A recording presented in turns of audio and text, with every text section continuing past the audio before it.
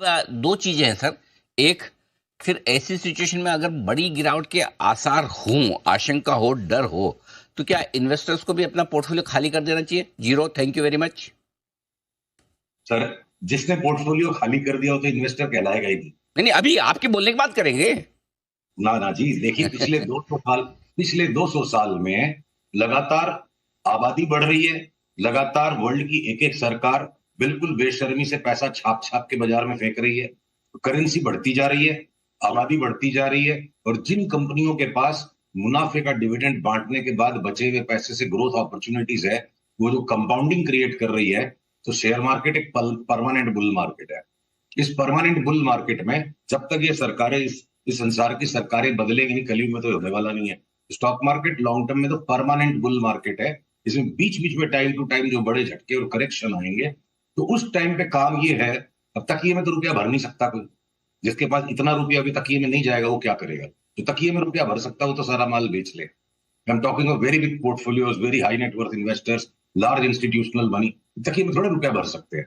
उस टाइम काम इतना ही बचता है कि जो स्टॉक्स बेरिश करेक्शन में पार्टिसिपेट करने तैयार नहीं है, क्योंकि उनकी बॉटमिंग आउट प्रोसेस तब चल रही थी जब बाकी का तेज बुल मार्केट था, तो कॉन्ट्रा ट्रेंड स्टॉक्स की तरफ हम बढ़ सकते हैं।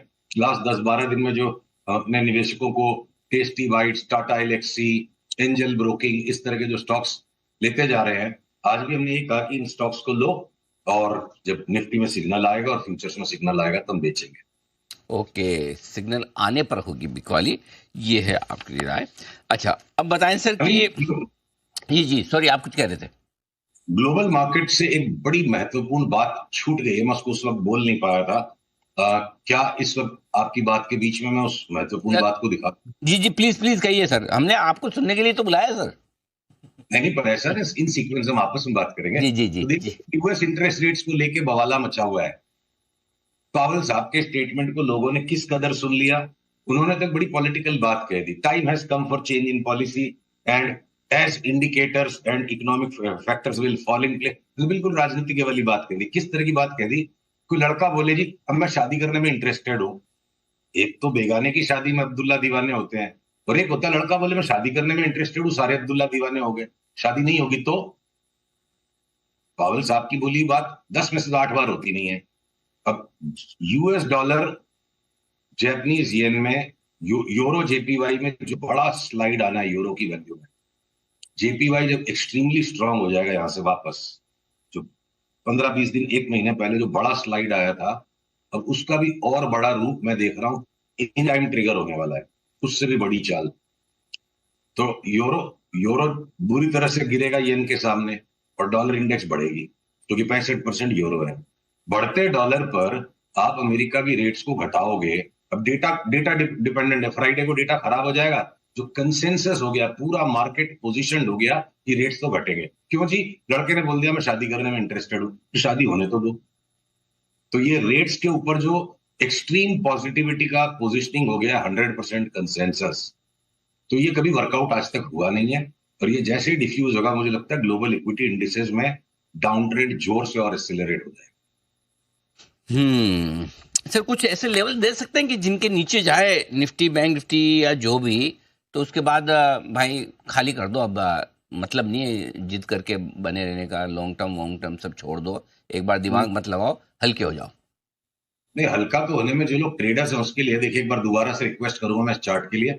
अगर ये निफ्टी बैंक निफ्टी में डिप आ भी गया, तो ये कोई 23,500 तक निफ्टी चली गई, तो अगला पड़ाव इसका 27,000 हो सकता है। देखिए, किसी एक विद्वान व्यक्ति ने, अनुभवी व्यक्ति ने, शेयर बाजार में मेरे से बुजुर्ग है, उनके मुंह से मैंने बात सुनी कि चींटियों की ताकत को अंडर एस्टिमेट मत कर सुशील कभी भी। एक चींटी 20 चींटियां मिलकर एक शक्कर के दाने को उठा लेती है, 200 चींटियां मिलकर बोरी खाली कर देती है, और 5,000 चींटियां मिलकर गोडाउन खाली कर देती है। तो जो भारत के रिटेल को जो शेयर बाजार का अब जो पूरा स्वाद लग चुका है, हम किसी ग्लोबल फैक्टर्स पे, किसी एफआईआईस पे कंटिन्यूअसली डिपेंडेंट नहीं है। तो वो एक जस्टिफिकेशन हो सकता है जो ये चार्ट दिखा रही है निफ्टी की, कि ये अगर डाउन ट्रेंड शुरू हो गया 25,200 के नीचे, 240 के नीचे अगर आज बंद हो जाते हैं, ज्यादा दूर नहीं है उस लेवल से, उसके नीचे बंद हो जाते हैं, डाउन ट्रेंड शुरू हो जाता है, और हम 23,500 भी चले जाते हैं, तो ये मतलब 1700 पॉइंट 25,000 की इंडेक्स के ऊपर मतलब 7% हुआ। तो किसी इन्वेस्टर को अगर यहाँ से भी 50% कमाना है दिवाली तक, क्रिसमस तक बहुत से स्टॉक्स में, तो 10-12% इंडिविजुअल स्टॉक्स के करेक्शन के लिए पोर्टफोलियो खाली नहीं किया जाता है। थोड़ा कैश रेस कीजिए और 10% नीचे माल मिलेगा तो दोनों हाथ से दबोच के वापस लेगा। एकदम आपने परफेक्ट बता दिया कि भाई ऐसा नहीं कि आप सब बेच के जीरो करके भाई कि मैं तो गंगा स्नान के लिए जा रहा हूँ, तो ठीक है थोड़ा बहुत प्रॉफिट बुक कर ले, कैश सर रखें। गंगा स्नान के लिए तो यूरोपियंस जाएंगे जिन्होंने हद के बाहर खर्चे किए, अमेरिकन जाएंगे जिन्होंने हद के बाहर बिना कमाई के उधार ले लेके दिवालिया बैलेंस शीट पे खर्चे किए। इंडिया की तो जवानी शुरू हो रही है, गंगा स्नान करने अमेरिकन जाए बुढ़ापे में, हम क्यों जाएंगे? बढ़िया, लेकिन तो पैदाइशी ऐसे ही हो तो उधार उनका तो नियम ही है कि जब तक जियो उधार लो घी पियो। नहीं मतलब ये तो क्या है ना, साइकिल्स आती है तो उस समाज की उन्नति का साइकिल कंप्लीट हो गया और सारे मूर्खता भरे काम चलते जा रहे हैं, एक न एक दिन तो चुकाना पड़ेगा। बात सही है आपकी। चलो बढ़िया है। अच्छा, अब जब बेचने का मन करे तो सबसे पहले और सबसे ज्यादा किसको बेचना है ये बताइए। जिसके जो हाथ लग जाए, देखिए भाग्य भी कोई चीज है, पर जो अब इन्फोसिस पे कुछ लोगों ने ट्विटर पे भर्त्सना की, तो भाई साहब आपकी अपनी बारात में जिस घोड़ी पे आप बैठोगे ना उसको बिल्कुल कंट्रोल करके संभाल के चलाने वाला साथ में होता है। ट्रेडिंग करोगे तो शादी की अपनी अपनी बारात की घोड़ी नहीं होती है, वो रेस कोर्स की घोड़ी होती है। इन्फोसिस ने एक और नया हाई मार दिया, सारे स्ट्रीट में हो गया KDR wrong, Infosys new high, ले लो भाई न्यू हाई पे, हम तो वापस शॉर्ट कर रहे हैं, वापस शॉर्ट सेल का सिग्नल आ गया। तो ये सारे के सारे लार्ज कैप आईटीज पे सिर्फ पावेल साहब ने मीठी मीठी बातें कर दी, उनका काम है मीठी बातें करना, और उसके ऊपर में लोग अब आईटी के स्टॉक्स ले लेंगे तो चार्ट उनके खिलाफ है। आईटी के स्टॉक्स में शॉर्ट सेल सिग्नल आने लग गए। सिलेक्टिवली कुछ हो सकता है, एफएमसीजी भी पार्टी को उस समय में ज्वाइन कर ले, और अगर ये निफ्टी का डाउन ट्रेड आया तो हम मेटल्स के स्टॉक्स को शॉर्ट करेंगे, ऑटोस को शॉर्ट करेंगे, लार्ज बैंक्स जिसमें हो सकता है एचडीएफसी और आईसीआईसीआई, छोटे वाले नहीं करेंगे। तो अनिल जी बेसिकली जो लार्ज कैप्स में सेचुरेशन है और हर सेक्टर के जो लार्जेस्ट स्टॉक्स हैं वहां पर भारीपन है, खरगोश तो अभी भी फुदक रहे। तो चलिए ये है। अच्छा सर, कुछ खरीदना है या अभी खरीदने से बिल्कुल परहेज करें? ना बिल्कुल परहेज क्यों कर रहा है, मतलब अगर अगर ट्रेंड दे रहा है Angel Broking, Tasty Bites, Tata Elxsi, तो वो हमें खरीदना है।